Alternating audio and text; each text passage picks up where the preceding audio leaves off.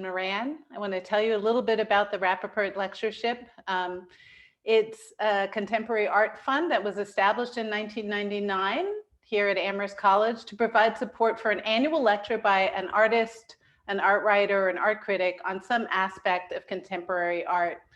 And so I just want to welcome Jason. Jason, thank you for joining us on this day. I have a few minutes of introduction for Jason. If he didn't do so much, then and I didn't have so much great regard for him, this would be a shorter introduction, but so we have it.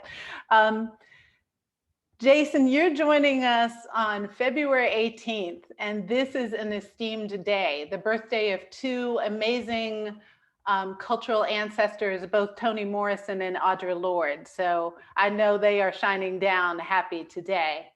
Now, my friend Jason has many accolades. Over a decade ago, the MacArthur Foundation recognized Jason's genius and named him a fellow. And for those of you who are out there who don't know what a MacArthur Fellowship is, just imagine you pick up your phone and some stranger says, I have hundreds of thousands of dollars for you just because you have been doing what you have been doing. So Jason, may you never stop doing what you've been doing. I wish you all the generative equilibrium that you need to continue doing the good work within the turmoil of this world. So, Jason Moran, a master improviser, a consummate collaborator who amplifies all those that he works with. Jason is a soulful talent, an innovative connector of ideas, people, systems of thought, and artistic practices. Our guest is heralded as one of the country's, I will say one of the world's leading jazz innovators. It's no wonder that for many years he has served as the artistic director for jazz at the Kennedy Center in Washington, D.C. He's recorded 16 solo albums, with the most recent being titled The Sound Will Tell You, which is of course the title of his talk, and also the title of his current solo art exhibition that is up currently at the Larry Augustine Gallery in New York. He's been described as a boundary-bursting conceptual artist. I keep wondering what prepared him to be who and how he is as a certifiable musical and artistic genius. Now, I'm figuring there was probably some good home training. We always want to give credit to the ancestors here. But it's also Jason's genuine openness and his generosity. Now, we all know that music gets into our souls and lingers there, and this nation clearly has a troubled soul.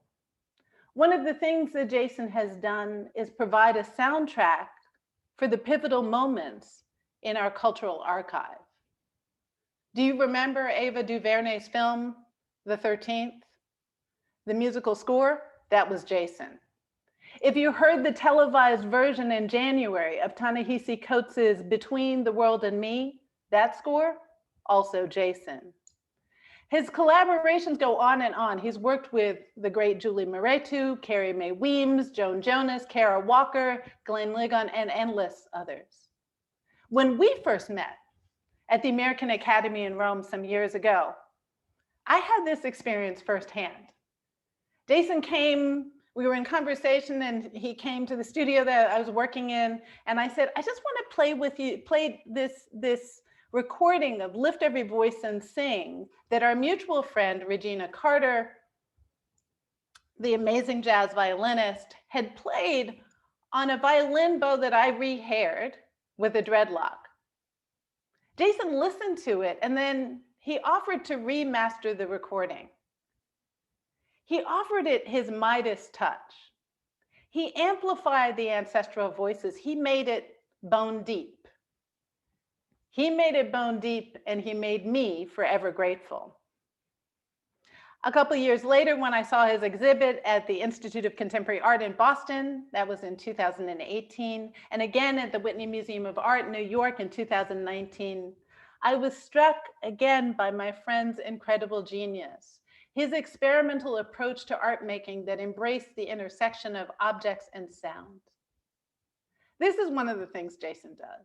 From the physics of a skateboard making its mark on the curve of an empty pool, to the rhythm in colloquial speech, to the sound of chicken frying, Jason has his ears and his heart wide open to receive it all, use it, bring it forth, and help us see anew.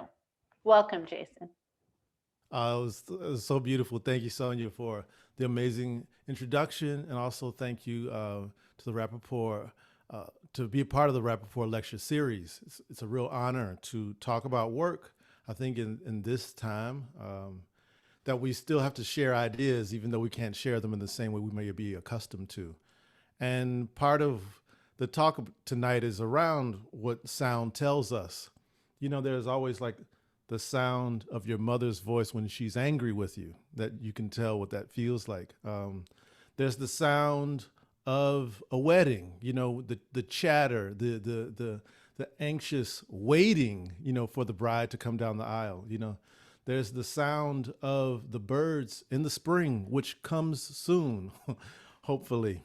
The orchestra of birds that only do their work by telling each other what they dreamt during the night when they awoke. And so they wake us up if we're able to hear those birds those mornings. So I think about sound all of the time. It's probably one of the burdens of being a musician is sound and noticing it everywhere, noticing the sound of the room I'm in here in Harlem, New York City, noticing the sound of the river, the Hudson River, right outside the window, what it feels like when snow falls on it, how New York sounds when snow dampens the sound and echo of the city, kind of like some kind of, you know, like in studios we have these sound baffles that dampen the sound of the room. I think about these things all of the time because one thing that a great woman, Pauline Oliveros, taught me really importantly and taught many other people about deep listening is she makes you aware of the sound you have inside, the sound when you close your eyes and you focus for 5 to 10 minutes on just the sound. It might even be the ringing in your ears. And then for another 10 minutes, then focus on the sound that's in the room. Now, when you do that, you're combining the sound that's in your head with the sound that's in the room. And then she said, now for another 10 minutes, let's focus on the sound that's outside of the room. So you really train your ear to move between these worlds. You train it over time. Musicians do it a lot, but we mostly train ourselves around our instrument, whether it's our voice, whether it's a trumpet we blow through, a piano, the drums. You focus on how to make the sound you want to you have maybe in your mind. How do you find it? It's really difficult. I'm really glad also that Sonia brought up the two great ancestors, Audre Lorde, born in 1934, and Toni Morrison, born in 1931. And I say their birth years because they feel so contemporary.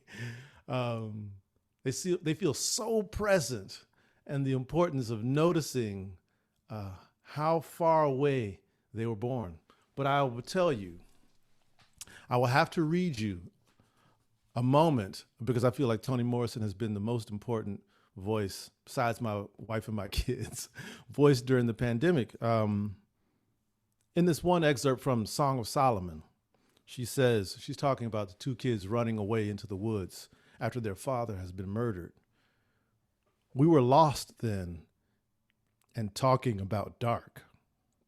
You think dark is just one color, but it ain't. There's 5 or 6 kinds of black. Some silky, some woolly, some just empty. Some like fingers, and it don't stay still. It moves and changes from one kind of black to another. Saying something is pitch black is like saying something is green. What kind of green? Green like bottles, green like a grasshopper, green like a cucumber? Lettuce or green like the sky is just before it breaks loose to storm? Well, might black be is this? Wait. Night black is the same way. It may as well be a rainbow. I always get a little worked up because I can't say those words without choking up. about the layers of sound that we must understand, about the layers of color that we must recognize, and that we feel those too, and that they move. And Toni Morrison says, "Black is the rainbow." I'll play that song for you later because I owe it to play it in front of people. I have not done that yet, so I owe it to you all to share that song with you. I would like to run through a bunch of slides of people and things that have given me a lot of inspiration, so I'm going to share my screen for a moment.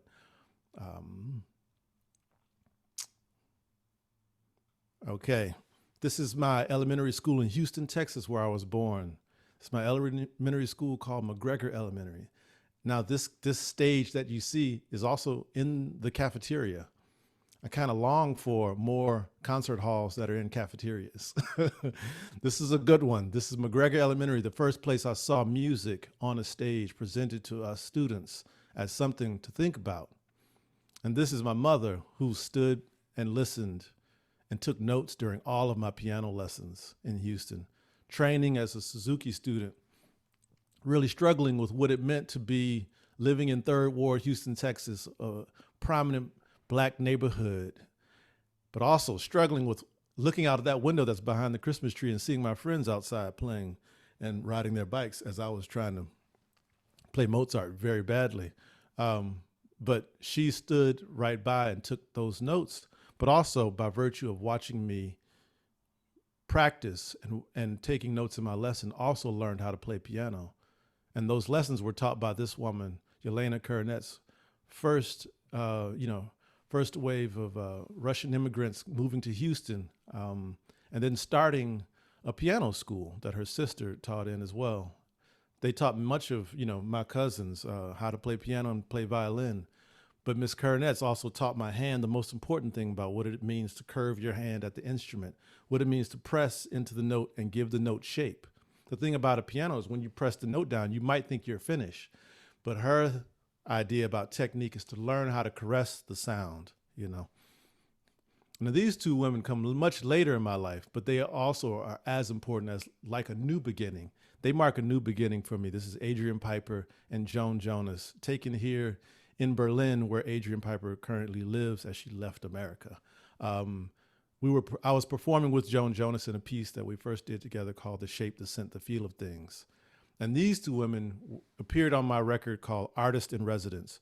For me, it felt really important to not only connect Blue Note Records, which is possibly the most important jazz record label in the history of the music.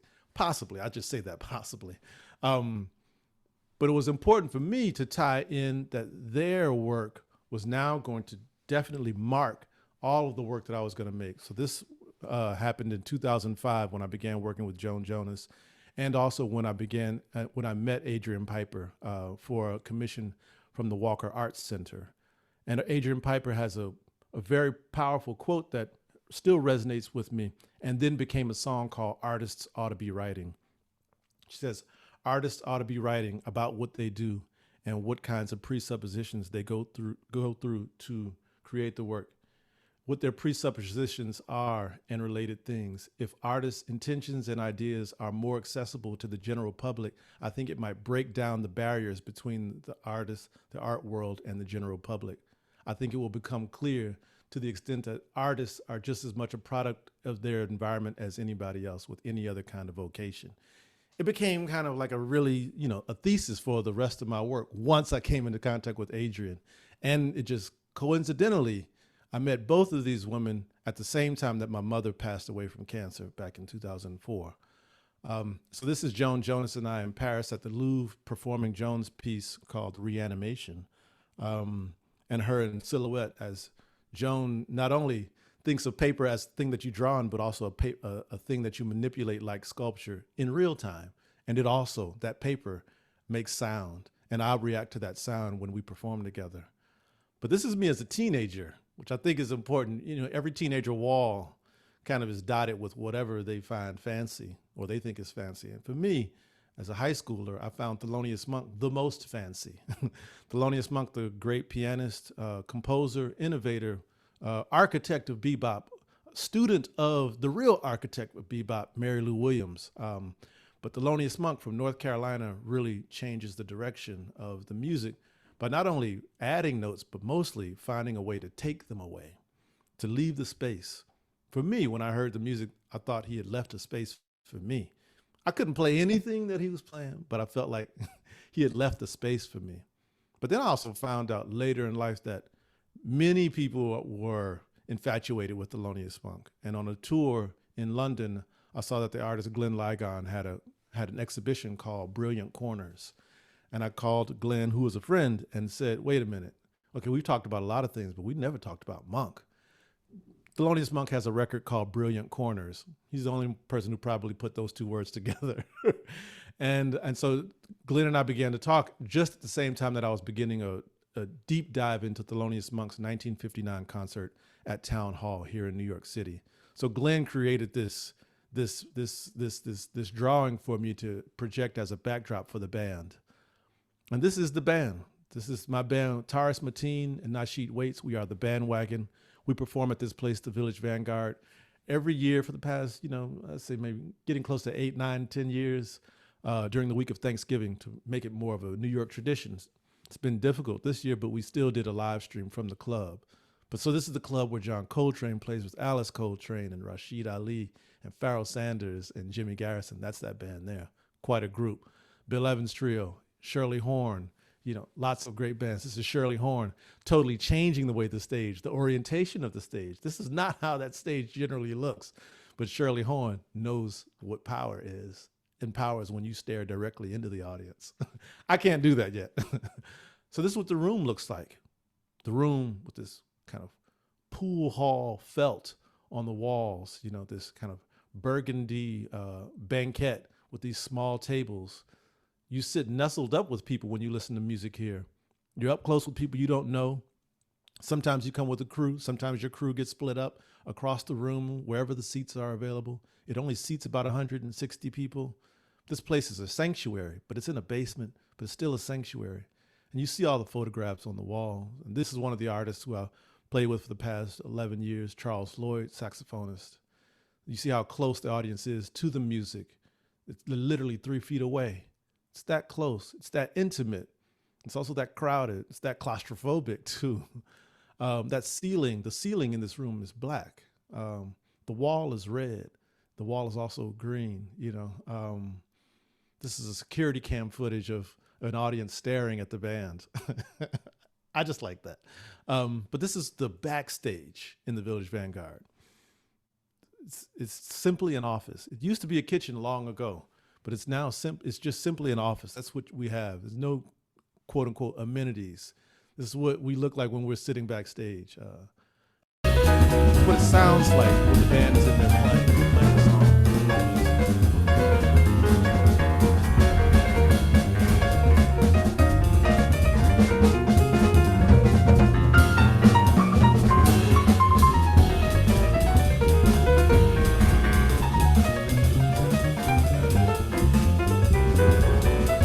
That music has a way of being cased by that room.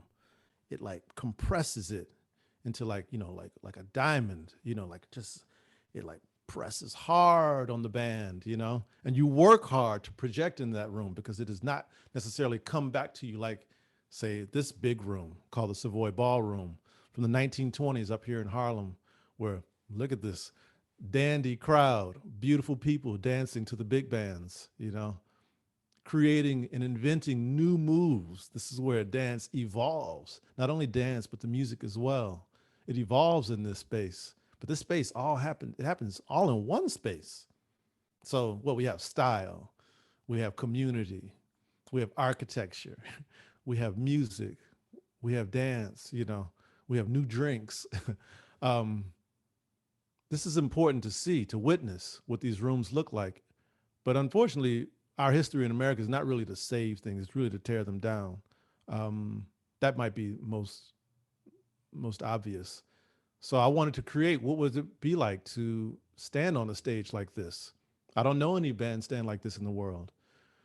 What is it those members of that band are feeling when they're on the stage back there with Chick Webb, That the audience almost looks like that curve of that wall, that wall is somehow not only sending the music out, but it's also sending those footsteps, the sound of those feet, the sound of that audience back into the band too. So I wanted to create a version of that. This is my version of the Savoy Ballroom that first showed up in Venice Biennial 2015, curated by Okwe and Wezo, rest his beautiful soul. So this is my version of the Savoy. I had to see it. This looks nothing like the Savoy, but also there was just a mythology I needed to feel about what that space, what that wall mean. What does it really mean to have a curved wall behind you? Because they don't do that. This is it in the first exhibition at Luring Augustine in Brooklyn. And you know what it looks like to walk underneath it. And in the ceiling right there are also two speakers that play very subtly the sound of work songs. Because there's been this stripping away of what music and contemporary Black music, what it all means and how it all traces its way back. Henry Louis Gates right now is doing his documentary about the Black church and tracing not only what that space means sonically, for the spirit, for the community, and tracing how the music continued to evolve too. So that's where the Savoy now has a plaque, and to represent its place, but it's now a five and dime store. This is my partner in life, Alicia Hall Moran, great mezzo soprano and composer, and we create lots of works together. One was for the Whitney Biennial, and we did a 5-day residency called Bleed with probably 85 different performers in 25 different acts. This is 52nd Street back in the 1940s. This is a row of clubs that so many jazz musicians performed in. This block was hot with music streaming out of basements. And one of those places is called the Three Deuces. Now, this is very different. It's only 20 years later, and now look at the scale of the music. It has gone from a big band and thousands of people dancing into a basement shoved into a corner where the musicians are on the same level as the audience. As you can see on the left, the audience is sitting right by. The drummer is in the back there. This is Coleman Hawkins with Miles Davis in the background, standing on the Three Deuces stage. Charlie Parker in the back with Tommy Potter. And in the back, the very back there is the great drummer Max Roach. And this is what this space. This is what the music sounded like. That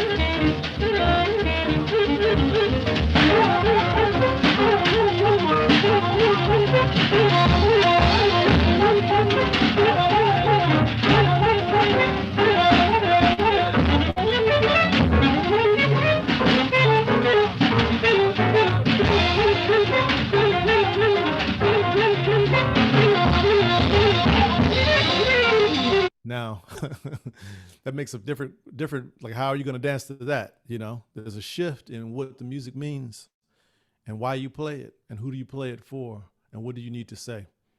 It's also commentary. Charlie Parker and all these musicians on the bandstand, they come out of the big band era, but they also, in their own music, make a remark that says, okay, so now we're about to make another turn on this, in this corner. And this great drummer, Max Roach, I pivot to because here's a great musician shoved into the corner, playing the drums, the instrument that has been routinely taken away from centuries of Africans enslaved here in America, taking the drums away, taking away our way to communicate with one another. So watching Max Roach, this kind of freedom fighter, playing from the corner of a jazz club that has padded walls, is striking to me. That this is where he starts from, but I think he spends the rest of his career trying to play himself out of that corner. That very corner that he feels like he's birthed from, he says this cannot be the destination, not only for the music, but also for the people that it represents. So he really pushes on the music to answer this call, answer the cry, and also, show us a kind of a direction forward. So this is my version of the Three Deuces. And my drummer, Nasheed Waits, is the godson of Max Roach. So this is, Nasheed in the same position that you just saw earlier with Max Roach. A way of kind of not only tying it together in a sonic way, but also in an ancestral way, that this is something that should get passed down, what it feels like to be in a somewhat similar space to make the music. This is what we look like when we're in a band performing, and now our audience is on the same level. um, and now we look at 52nd Street and 6th Avenue here in New York City. It's, you know, of course, very different with lots of skyscrapers that are mostly empty now because of everything that's happening. So it asks a lot of questions about what happens to the music that comes out, streaming out of these basements, and the need for the underground in all sense of understanding what the underground means, you know? So this is my partner again. This is Alicia. I come back to her often because when she and I met at Manhattan School of Music, she was graduating from Barnard. And when she walked into Manhattan School of Music, she understood that not only was there great wealth and understanding, maybe a deeper understanding of what music was, but most importantly, that there was a lot that music needed to learn from places like Barnard right up the street. And so she really brought this kind of vision to the music that I make and the reason that I might make a lot of it too. So we made a performance for the Carnegie Hall called Two Wings, The Music of Black America in Migration. And I show you this as a way of understanding Carnegie Hall as a stage and a space for music. One musician I'll talk about later, James Reese Europe, is the first jazz musician to perform on the Carnegie Hall stage in 1910. What does it mean to now put a performance back on this stage to represent, you know, our past, our ancestors, as Sonia mentions earlier? What it means to prepare something like that. So for the opening of the concert, this is what the stage looked like: two pianos on the stage, two wings, which is a great spiritual. And we invited Isabel Wilkerson, the author and historian who wrote the book The Warmth of Other Suns, to be our narrator for the evening. And so when we see this, and then we make it this, and then Alicia and I make it this is like from start to finish. So it goes off of something that seems so two-dimensional into something that carries great depth and great weight, with possibility of what we can imprint on the audience that shows up into this room to be with us. But also think about what it meant when we left, you know, when we leave the space, when we go to a new space. So I'm looking here at Louis Armstrong and Lucille, his wife, Lucille Armstrong, here by the Great Pyramids of Giza. And Louis has his trumpet to share his sound on this ground, but also put next to it, as you kind of see, very crudely mocked up, Louis and Lucille's home in Corona, Queens, New York, that I think right now I'm curating an exhibition for the upcoming Louis Armstrong Museum that is dedicated to the archive, but also the life and love that these two shared with each other, and also what they kept as a repository of all kinds of Black thinking that comes about in living a life that Louis Armstrong lives with Lucille, that these two go around to make sure not only that they visit, but they leave their thumbprint in the work. And these are the artworks that Louis Armstrong makes, an avid collage artist. He often recorded because he loved technology. And also he's one of the first pop stars who was able to take advantage of all the technology of moving image with sound, of photography, and also of travel, and also of long playing recordings. So he's able to record longer, be seen more, and travel further distances. But on these roads, he would often make his own tapes of himself in conversation, visiting new people, talking backstage, and he'd make collages for them while he was on the road. And these are a few of 500 that he's done that have rarely been seen. And when the museum opens in a few months, you know, maybe by the summer. Okay, so let's say the fall. When it opens, I hope you come to New York City to visit Louis Armstrong's home and the museum that is being built in his honor, because he also thinks about the way to cut through, to cut frequency, to cut paper, to layer it, to channel it, to leave an imprint, you know. This is a great image that Gordon Parks took of Louis Armstrong. It's just totally regal. And I think about the way that musicians are often shot too, how they are captured is a really important part of the process, you know. And this is the work of Lorna Simpson, a work of hers called Chess. This is one of the collaborations we did together. where she dresses herself up as a woman playing chess against herself, and as a man playing chess against himself. Um, and I provide a 12-minute piano piece that plays simultaneously as the film, as both subjects age throughout the film. It's really a remarkable piece. Another collaboration with Kara Walker. Of the 3 or 4 we've done together, this was the most recent, called the Catastrophe Caravan, made for Prospect in New Orleans. A calliope, steam-powered calliope that I'm able to play and write new songs for. So this was performed here, and maybe a year and a half ago, we performed it at the Whitney Museum as well. But the caravan, a way of not only looking and feeling, but also sounding, but also to then put it on the wagon. It's a powerful, powerful piece. And also working with the artist Julie Meritu, who was commissioned to make 2 beautiful paintings for SF MoMA, San Francisco Museum of Modern Art.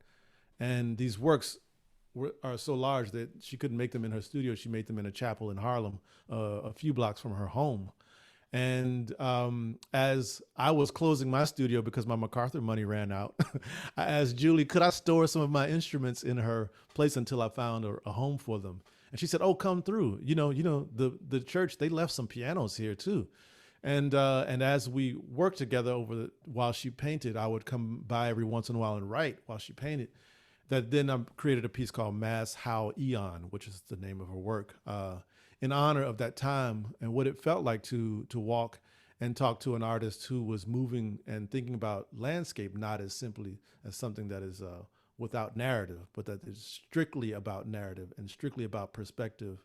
And that the land that we are standing on, I'm in Manhattan, the land of the Lenape people, that this land also has a history way beyond, finally having a Harlem Renaissance, that is much deeper and much richer.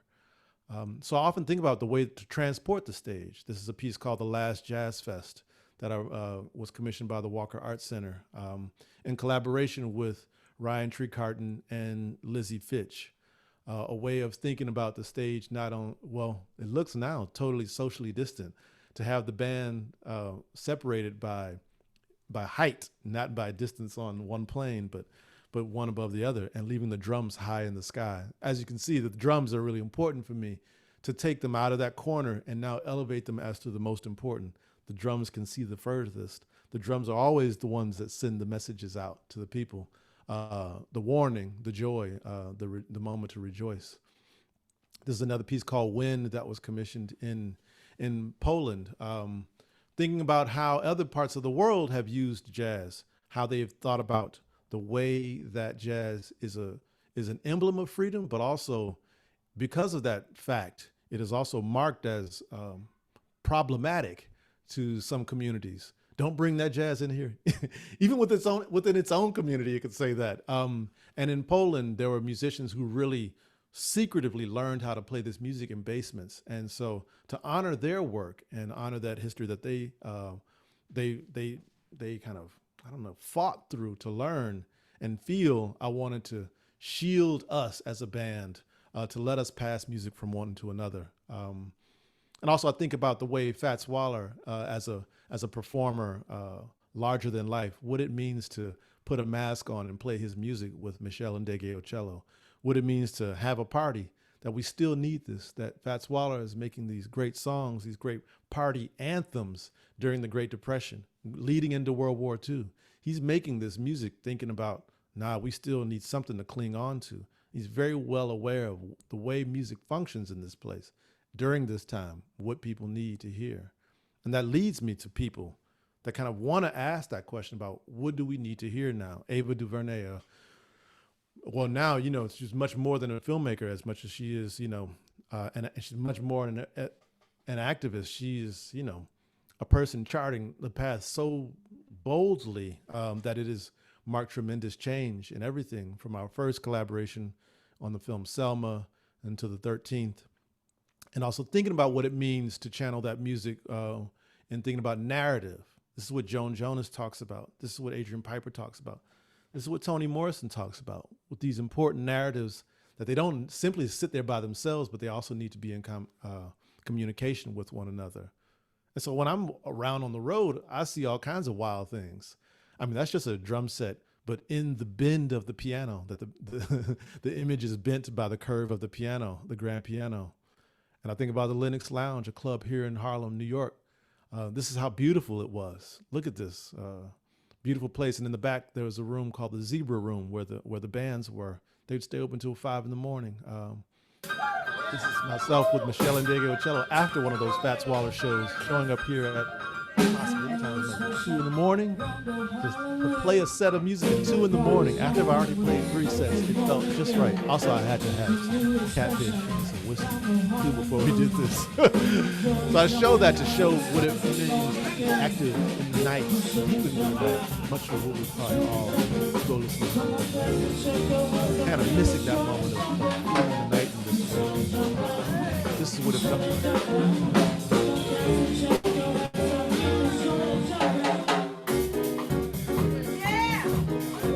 An audience that responds. Feels good. I miss it already. But not long after that, 2 years later, this is what happened to the club. It shuttered, with hopes that it might return, but it didn't. It was bulldozed. And this is at 125th Street and Malcolm X Boulevard. So it's actually it's the center of Harlem. So at the center of Harlem, we will take a cultural institution that had been there over 70 years and bulldoze it. Not only just bulldoze a level, but dig down into the ground and take all of it out. A root canal of Harlem is blasphemy to me. I went by the site, as you saw, and I asked one of the construction workers for a few bricks because I needed to build something. I don't know what it was, but I needed to at least have, not only build something, but have a trace of what the Lenox Lounge was. So when I move around the world, I keep seeing things that I feel like represent the music. This is a wall. This is simply a wall in the Marais in Paris, but a wall that I thought, oh, wow, what artist did that?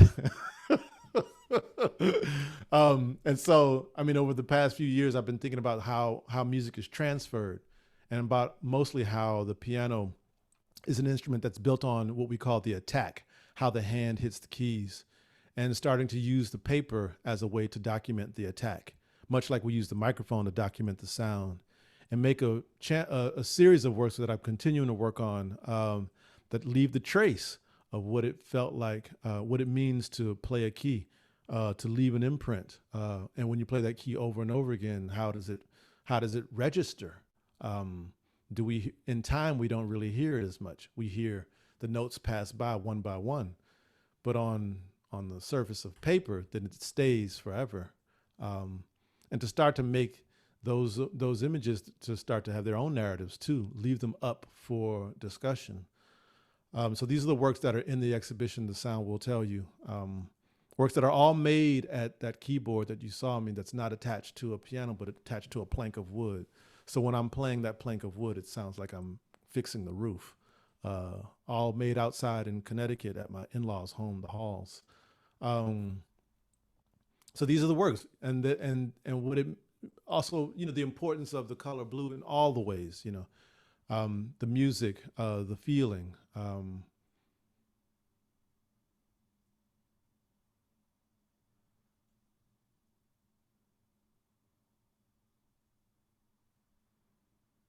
And so, right, here we are in another blue space, a skate park in Tokyo, a little over a year and a half ago.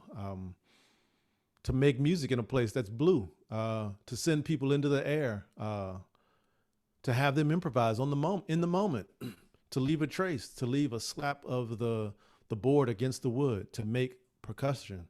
And that color blue also always shows up on the stage too.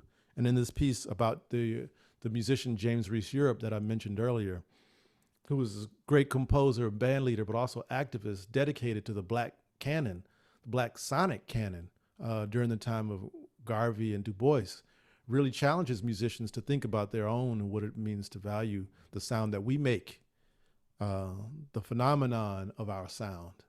And this is a piece dedicated to him called The Harlem Hellfighters in the Absence of Ruin. That's me at the grave, and there's James Reese Europe and his band, because they fought in World War One and were not allowed to fight on the side of America because of segregation. They fought on the side of French. But because he was a famous musician signing up to fight in this war, then they really begged him to have a band, and this band recruited not only black musicians in America, but also went down to Puerto Rico to pull musicians as well. He really wanted to pull together an all-star group, and he did. And when they returned, they had this tremendous parade that went from 34th Street all the way up Fifth Avenue, up Fifth Avenue against traffic to Harlem. And that day was February 17th, which was yesterday, and the 100th anniversary was 2 years ago. And I may have been the only person with my two sons. We did that walk, and it's cold. We walked from Midtown on Fifth Avenue all the way up to Harlem. We stopped along the way because we were cold and tired, but we were not playing instruments. And I understood in that moment that if you were playing your instrument, you would have not only been happy to be home, but happy to share the sound of you returning home. And the band played one group of songs when they were downtown, but once they got to Harlem, they switched the playlist to another. And actually the band kind of dispersed. They just kind of like kept peeling off, going with their friends to party. But I show that because this was my meditation for James Reese Europe, a musician who still needs to be discovered and discussed, because I think he leaves a lot for us to think about. And not only in that sound, because it's only made only one record when they returned from the war before he was murdered by his drummer. And I think about the room where he was taken away in. This is his funeral coming up past Marcus Garvey Park, or in Mount Morris Park, on, let's see, what's that, about 122nd and off of 5th. And I think about, he was murdered in an intermission during a concert, having friends come visit him during intermission, the great singer and baritone Roland Hayes coming to visit him, talking with friends. Drummer comes in angry about something, get into a scuffle, stabs James Reese Europe in the neck.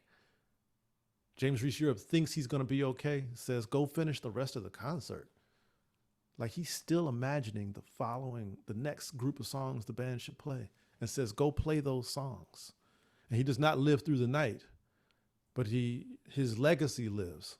So I think about the way sound tells us, it predicts things about the future for a lot of us who want to listen that way. But mostly it tells us about how we need to listen to the past.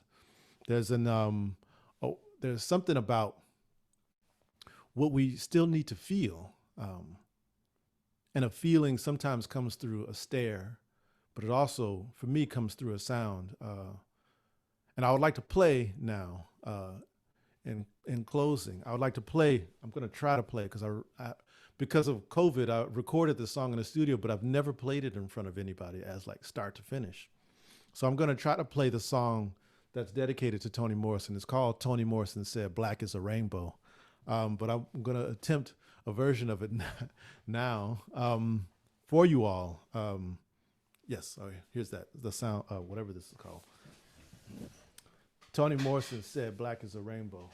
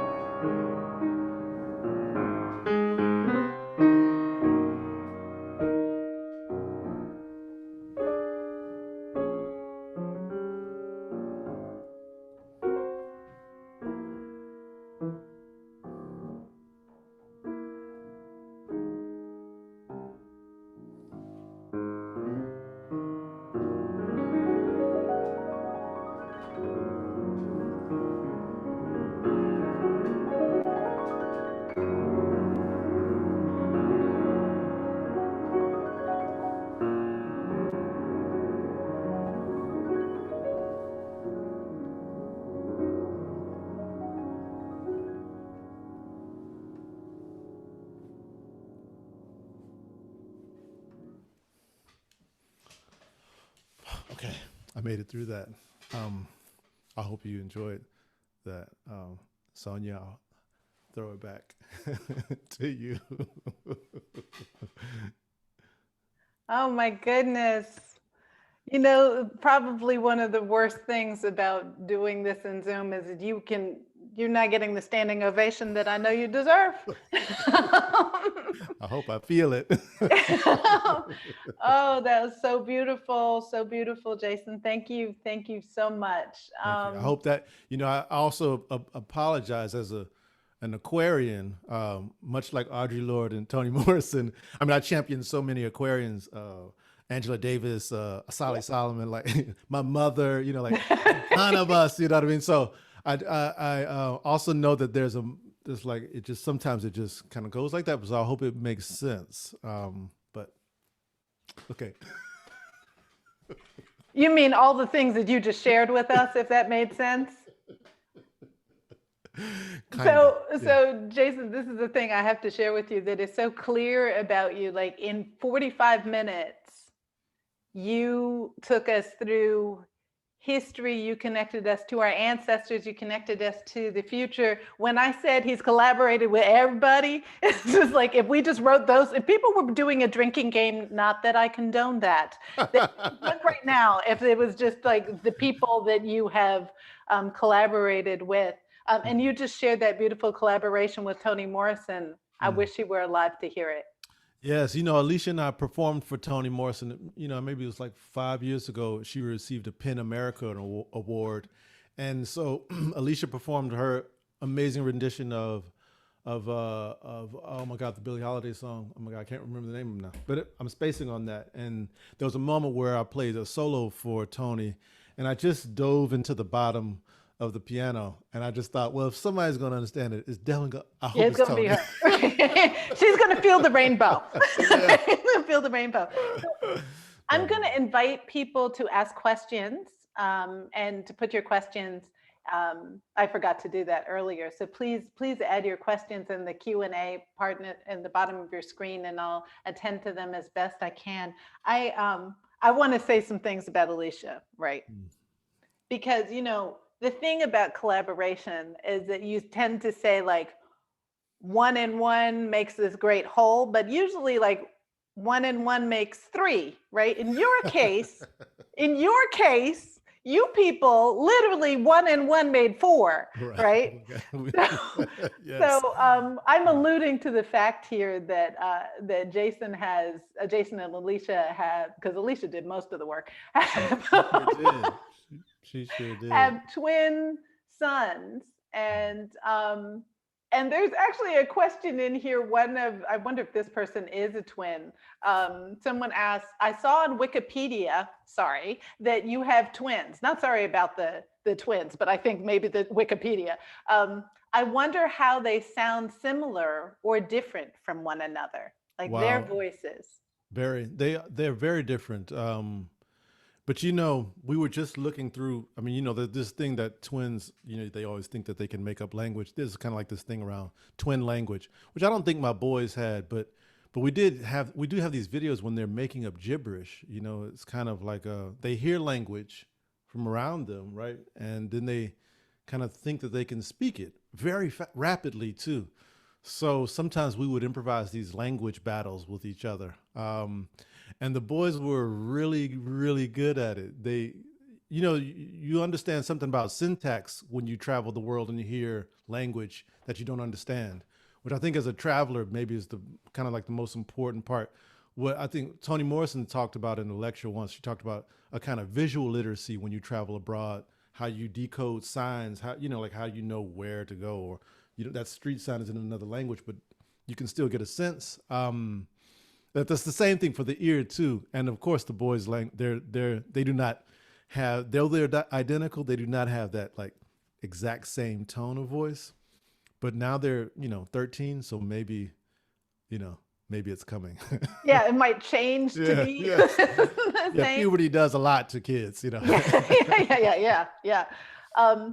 Someone was asking here, actually, this is my friend Paul Rucker. Do you know Paul? Oh yes, great, Yeah, great so genius. Paul Rucker is asking another brilliant musician and artist who says, ask, what is your dream project?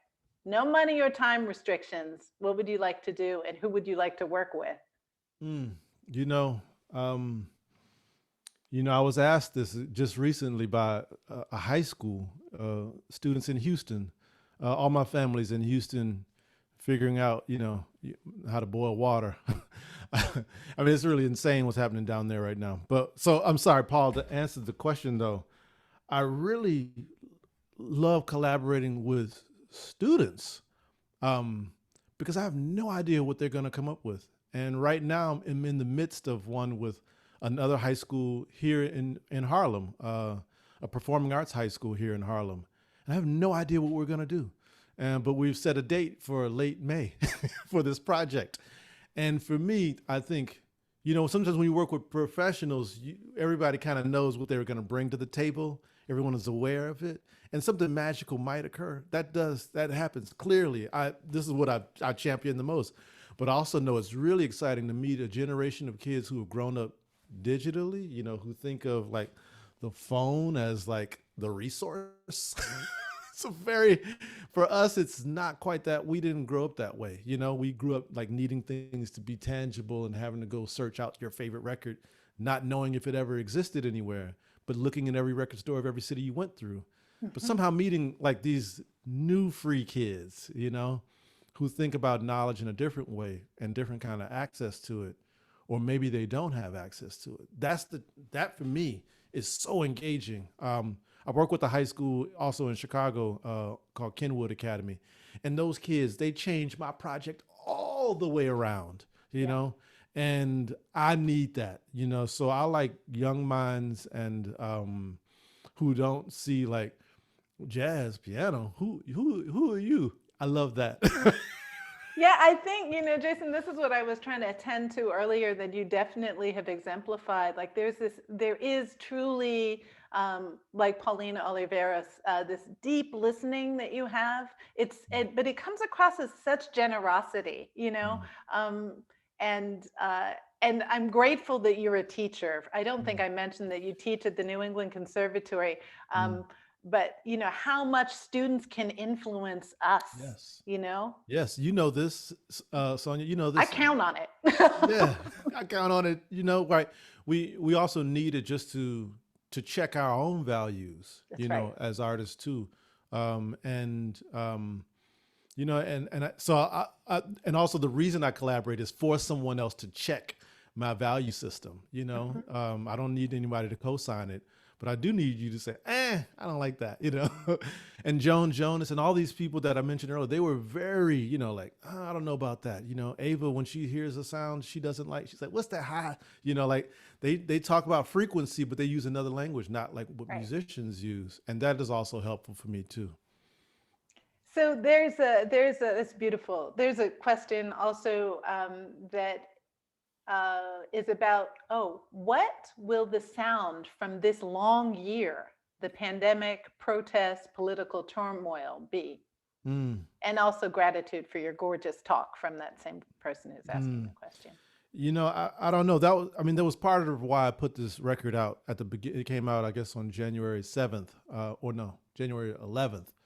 And it was recorded January 4th, 5th, and 6th. So on the 5th, during this pivotal election in Georgia, on the 6th, when we woke up in the morning and celebrated, and then on the 6th, where we also saw like the worst, So we experienced all that in day, and I'm in the studio still trying to finish this record. And for me, the sound of the time was, and on this record, it's much slower, at a slower pace than I had played before. And I also did this added this kind of effect that I call the drip to kind of give the sound a drawl, to make it feel like it was being weighed down. And I couldn't simply do it by playing the piano. So in the studio, the engineer and I really kind of found like this goopy thing that we could add to the recording as I played. So for me, it's a much slower thing. I think the time where things come by fast, much like when we heard Charlie Parker and Miles Davis, back in that early recording, 52nd Street, that was a different moment. And so now when we evolve from this, we have to kind of like, it's like an engine churning back up. It can't immediately jump. It has to young, young, young, young, young, young, young. It has to do that. You know what I mean? Yeah. Like it has to. And then when that happens, I also know that this renaissance is just over the hill. I know it's there. I know it's there because history also says that that's coming too. So I have to count on that. Yeah, we have to have radical hope, right? Mm-hmm. Mm-hmm. Radical hope. Mm-hmm. There's a question here about referring to you earlier saying that you think that artists need to be writers. Mm. So which artists are you reading? Mm. It's a question of what it means to read too. Yeah. But Yeah. Well, oh my gosh, there's so many questions. I have to keep scrolling. I'll just look at the bookshelf that we just put up next to the desk. Right on it is A.B. Spellman writing about four lives in jazz. Louis Armstrong wrote his own book in his own words, writing about his relationship to the music. Duke Ellington's "Music Is My Mistress." Elizabeth Alexander's the Light of the People. And I think, when I think of artists, I'm sorry, I'm not keeping it really in just a visual practice. But I'm keeping it like really thinking about the people who dedicate dedicate their life to a craft, and then also try to find language to represent that dedication. And for musicians, it's really difficult for us because we depend on this to tell us everything, There's even this great interview with Thelonious Monk being interviewed, and the guy's asking him like, "Oh, can you explain this and explain that?" And then Monk says, "Well, rather than say it, can't I just play it?" And he turns to the piano. He was like, "Whatever," But I know that the way Adrian Piper says it is not simply that that the artists write, but that the artists write for themselves. Right. That the artists make sure that they're in touch with where they are in the process of making a process. And it's difficult some mornings to wake up and write down your dreams, to write down your dashed hopes, to write down your thoughts after therapy, like all of these important parts. So I also know that it's important for the artist to write for themselves. They don't necessarily have to share it, but I think just the challenge of making the language to represent is important part. Yeah, the power of the language is so much, right? Mm-hmm. Just to clarify the heart and the thinking, right? Mm-hmm. So there's a question in here about you hear sounds. You started off the talk talking about the dreams of birds as influence. I mean, come on. You could have stopped me right there. I'm done with my talk. I left you with a great metaphor. Even Toni Morrison might have wanted that one. Anyway, the question is, if you hear so many sounds from everyday life, what makes certain sounds stand out more than others as inspiration? Like, how do you go about selecting what you're going? Because you're so full, like you're interconnected to so many things. How do you choose what you're going to pursue? There's something that we call, I don't know, in music, I mean, I can't even think of the term, but we call it cut through. You have to know how to cut through. An opera singer has to know how to cut through an orchestra of 70 people. One soul singer has to cut through 70 musicians, cut right through it. Leontine Price cutting through the orchestra. Louis Armstrong cutting through the Hot Five. Billie Holiday cutting through her band, but then she found another kind of knife. You see what I mean? Yeah. So for me, sound is also about, that's what I'm attracted to.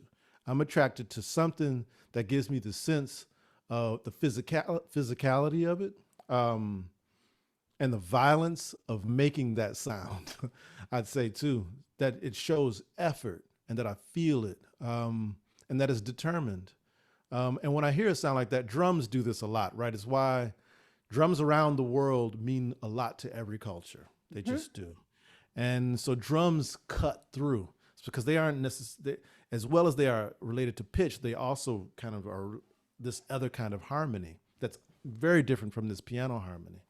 So I listen to rhythm a lot. That is the thing that I yearn for. It is also the thing in music that marks the change. The Mhm. rhythm changes from decade to decade. When we hear the rhythm of 1930 and then the rhythm of 1950 and then the funk rhythm of 1970, they are vastly different. They are informed by the Mhm. same source, but they continue to kind of like go up the stream. And so I always like when I hear that sound that not only found its way to the surface of the soil, and then was like, you ain't seen this color yet. You know what I mean? And that's a Yeah. sound that does that too.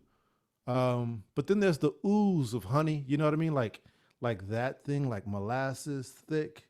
You know, oil on a dirty field. That is also when an orchestra, and that orchestra can be any number of instruments, kind of finds a way to all like live together, more like seaweed underwater, and kind of move that way. Those sounds also that are almost beyond like a melody, but more like a mass. And those I really enjoy too. The piano can every once in a while do that, but it's difficult. I I love all those metaphors. So beautiful. I'm thinking about synesthesia.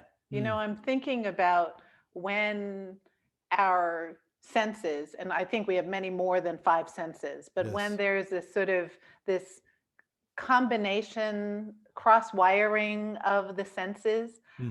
And you strike me as someone who probably has synesthesia. Yeah, Either no, I don't, because I you talk to don't? people who do, and I was like, oh yeah, I don't have that. But musicians, the way musicians talk about color is that is very real. And Yeah. there's a great moment of interview of the drummer Elvin Jones, who most famously probably played in John Coltrane's seminal quartet. And Elvin is sitting in the Village Vanguard, and he looks at his cymbals, and then he hits the hi hat, and he's like, bah, that's yellow. He's like, then he hits the cymbal, and he's like, that's purple. Like but so when a drummer is playing, they're playing all those colors together Yeah. though, so he's like literally mixing the paint in that very moment, letting it, putting it in the furnace and letting it dry and boil, so I think that I know people who have that, and when they describe what it means to play an instrument, and then like oof, that it's a lot. And Yeah, for I some have people something it's else. overwhelming Yes, actually, yes, right? Because yeah, you can't turn it off. yeah. And for other people, I mean, and sometimes I think it's as simple as what you described, like low grade synesthesia or Mm, adjacent to mm, synesthesia, what it means to carve a note mm. out of Yes. the air, right? To That keep a note form. And of course, a note has form, color has form. yep. These these are vibrations and power, right? Hmm. Hmm.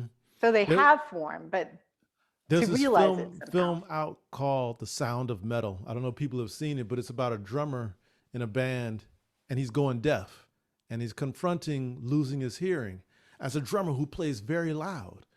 And they do a unbelievable job of kind of talking about hearing in the way they designed the sound of this film as well. It's pretty heartbreaking, but is every once in a while my ear will go out. It just happens sometimes, and in that moment everything, the balance is off, everything is off, and then it kind of comes back. But I would, if you haven't seen it, I think that film is another look at a different kind of relationship to hearing, because we could take it for granted. Do you find yourself in your visual artwork, in the traces that you're making as you're trying to mark the space, Mm, hold the music in some sort of physicality, right? mm, mm-hmm, Um, Not only in those paperworks, but also in the way that you're carving architectural space, right? mm-hmm, Did mm-hmm. you find yourself drawn to specific colors or specific shapes?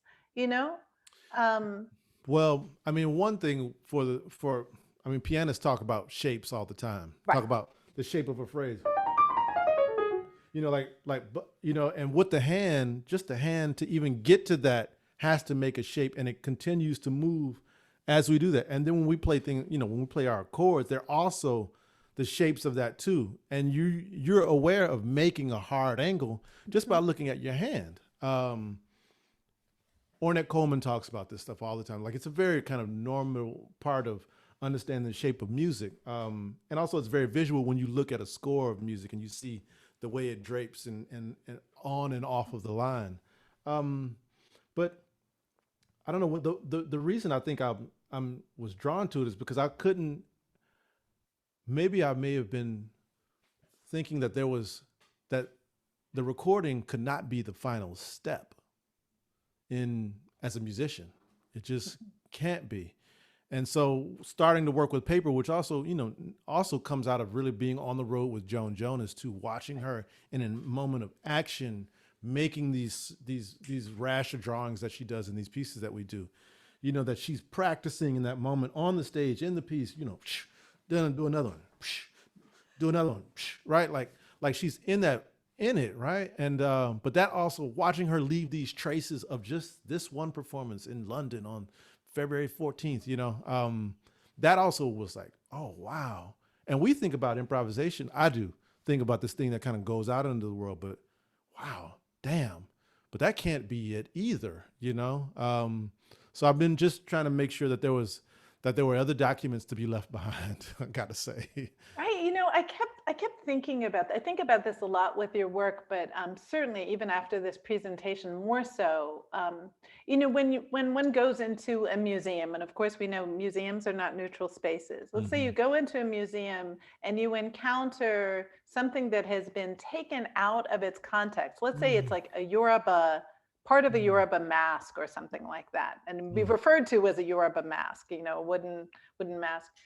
But it doesn't have the fullness of the regalia, the dancer, the music, the space, the food, the sun, all of that. And it feels like that's what you're attempting to do in this sort of parallel way. Like the music is part of it, but what about the space that the music was performed in? And what about the trace that the music leaves? And how do we capture those moments when the air is carved, like to give more fullness to it?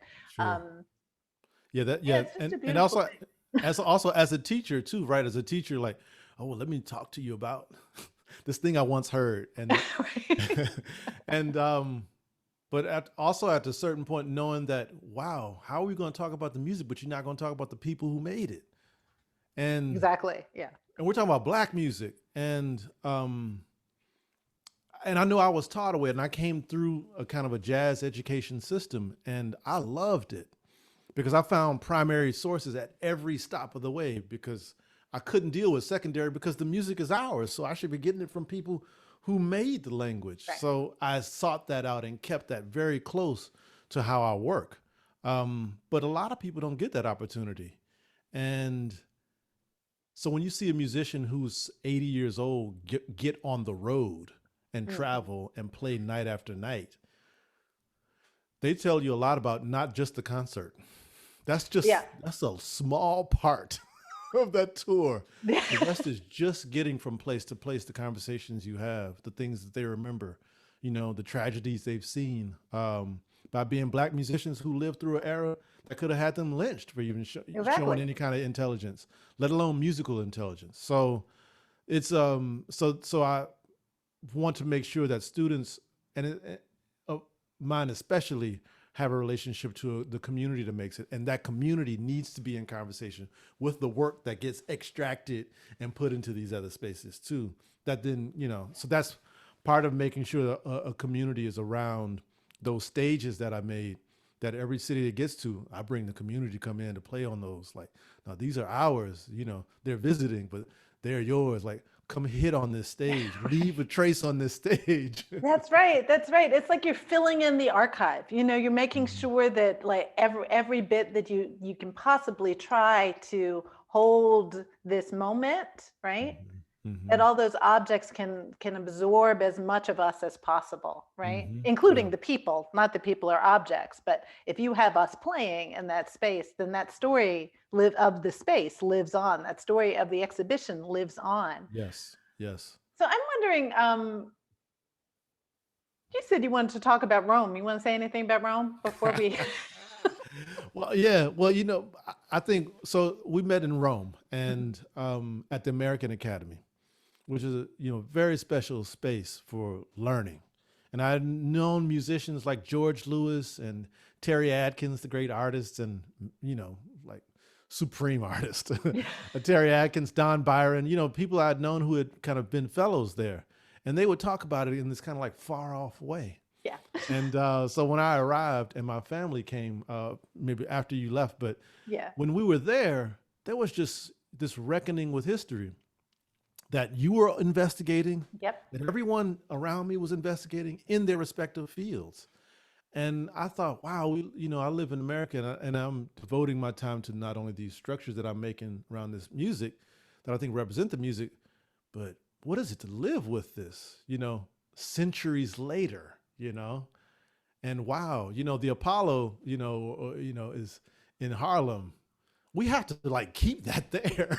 Exactly. And it just, it kind of just boiled it really all the way down to a necessity for a kind of cultural study and reclamation that needed to happen within my music and in my music community. And then to know that there was value there. And especially for as primary sources start to leave, that there's great archives that still live with them that we need to cherish and keep and dive into. Yeah, it's like a palimpsest, right?